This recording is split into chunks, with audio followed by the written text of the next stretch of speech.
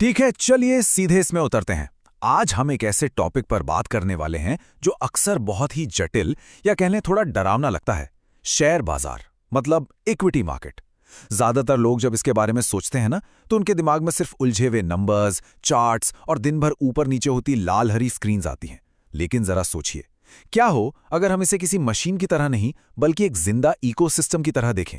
बिल्कुल, एक ऐसे माहौल की तरह जहां अलग अलग तरह के जीव एक साथ रहते हैं, मौसम बदलते हैं और जहां सब कुछ बहुत ही बेसिक नियमों पर काम करता है। इस चर्चा के खत्म होने तक यकीन मानिए, ये पूरा का पूरा इकोसिस्टम बिल्कुल शीशे की तरह साफ हो जाएगा। तो इस पूरे इकोसिस्टम को अच्छे से समझने के लिए हमने इस चर्चा को कुछ हिस्सों में बांटा है।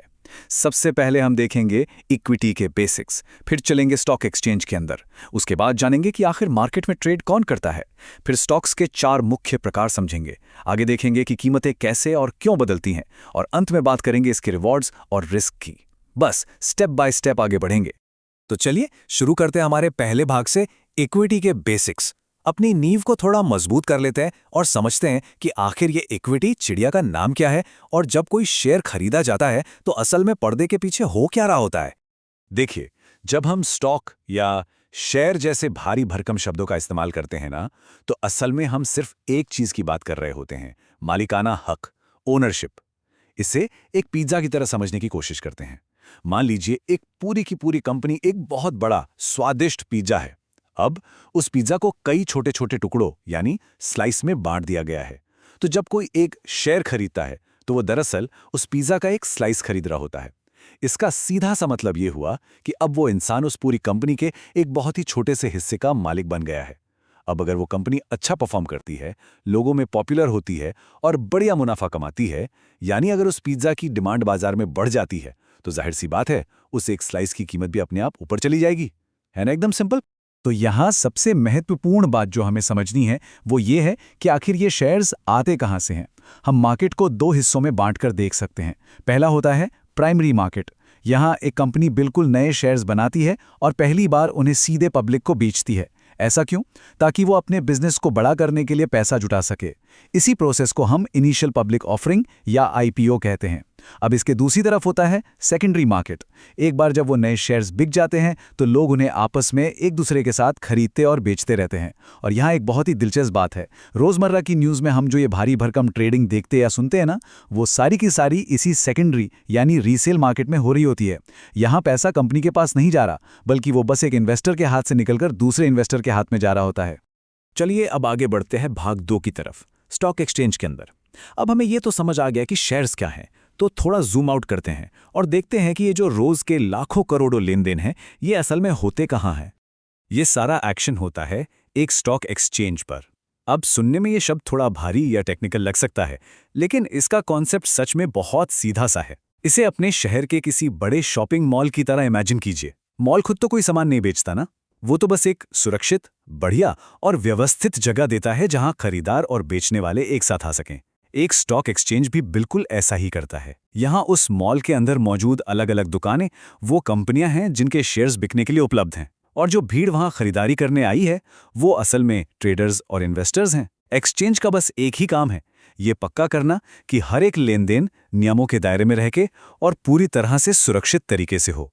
और एक बात बता दूं, ये कोई छोटे मोटे मॉल्स नहीं है, ये दुनिया के कुछ सबसे विशाल और ऐतिहासिक प्लेटफॉर्म्स हैं। यहाँ बाईं तरफ जो दिख रहा है ये ऐतिहासिक न्यूयॉर्क स्टॉक एक्सचेंज है, और दाईं तरफ है हमारे भारत का अपना बॉम्बे स्टॉक एक्सचेंज। ये वो बड़े बड़े ग्लोबल प्लेटफॉर्म्स हैं जहां रोजाना करोड़ों शेयर्स हाथ बदलते हैं। सच कहा जाए तो इन्हीं जगहों से तय होती है पूरी दुनिया की अर्थव्यवस्था की धड़कन। अब आते हैं भाग 3 पर, मार्केट में कौन ट्रेड करता है। हमने जगह तो देख ली, लेकिन चलिए अब इस बाजार के अलग अलग खिलाड़ियों या यूं कह लें कि इस इकोसिस्टम के अलग अलग जीवों से मिलते हैं जो इन मॉल्स के अंदर घूम रहे हैं। इस पूरे इकोसिस्टम को जिंदा रखने के लिए मुख्य रूप से 3 तरह के लोग या संस्थाएं होती हैं। ये हैं रिटेल ट्रेडर्स, इंस्टीट्यूशनल इन्वेस्टर्स और मार्केट मेकर्स। ये तीनों ही मार्केट के लिए बहुत जरूरी हैं। अब इस बारे में जो सबसे दिलचस्प बात है ना, वो ये है कि हम इन तीनों प्रतिभागियों को एक विशाल समुद्र के रूप में बड़े आसानी से समझ सकते हैं। जो आम लोग अपने घरों में बैठकर अपने लैपटॉप या फ़ोन पर कुछ हज़ार या लाख रुपयों से ट्रेडिंग कर रहे हैं, जिन्हें हम रिटेल ट्रेडर्स कहते हैं, वो दरअसल इस बड़े से समुद्र की छोटी छोटी मछलियां हैं। फिर एंट्री होती है इंस्टीट्यूशनल इन्वेस्टर्स की, जैसे बड़े बड़े बैंक्स, म्यूचुअल फंड्स और हेज फंड्स। ये लोग बाजार में हज़ारों करोड़ों रुपयों के साथ उतरते हैं। ये समुद्र की विशाल वेल मछलियां हैं। जब ये सारी वेल्स एक साथ किसी एक दिशा में तैरना शुरू करती है ना, तो पूरा का पूरा बाजार उसी तरफ मुड़ जाता है। और अंत में आते हैं हमारे मार्केट मेकर्स, जो हमेशा हर वक्त खरीदने और बेचने के लिए तैयार खड़े रहते हैं। ये बिल्कुल समुद्र की लहरों या वाटर करंट्स की तरह हैं। ये सुनिश्चित करते हैं कि समुद्र का पानी कभी रुके नहीं और ट्रेडिंग बिना किसी रुकावट के लगातार चलती रहे। तो चलिए अब भाग 4 की तरफ बढ़ते हैं, स्टॉक्स के 4 प्रकार। अब हम ये समझेंगे कि इस बाजार के अंदर हमें किस किस तरह के अलग अलग प्रोडक्ट्स या स्टॉक्स देखने को मिलते हैं। जाहिर है, हर कंपनी एक जैसी तो होती नहीं, इसलिए हर स्टॉक भी एक जैसा नहीं हो सकता। मोटे तौर पे हम इन्वेस्टर्स के लिए स्टॉक्स को 4 मुख्य श्रेणियों में बांट सकते हैं: growth stocks, dividend stocks, blue chip stocks और पेनी स्टॉक्स। इन चारों को आसानी से दिमाग में बिठाने का सबसे बढ़िया तरीका है इन मज़ेदार एनालॉजीज को देखना। ग्रोथ स्टॉक्स उन कंपनियों के होते हैं जो बहुत ही तेज़ी से अपना बिजनेस फैला रही हैं, जैसे कोई नई टेक कंपनी। इन्हें एकदम तेज दौड़ती स्पोर्ट्स कार की तरह समझ सकते हैं, बहुत ही रोमांचक, बहुत तेज, लेकिन हाँ, कभी कभी ये आउट ऑफ कंट्रोल भी हो सकती हैं। डिविडेंड स्टॉक्स वो हैं जो अपने मुनाफे का एक हिस्सा नियमित रूप से कैश में वापस देते रहते हैं, बिल्कुल वैसे ही जैसे किसी प्रॉपर्टी से हर महीने रेंट आ रहा हो। ब्लू चिप स्टॉक्स बहुत बड़ी, पुरानी और सेटल कंपनियों के होते हैं। ये एक बहुत ही मजबूत बैंक की तरह होते हैं, धीमे जरूर बढ़ते हैं पर सुरक्षित और स्थिर होते हैं। और आखिर में आते हैं पेनी स्टॉक्स। ये बहुत ही छोटी कंपनियों के बेहद सस्ते शेयर्स होते हैं।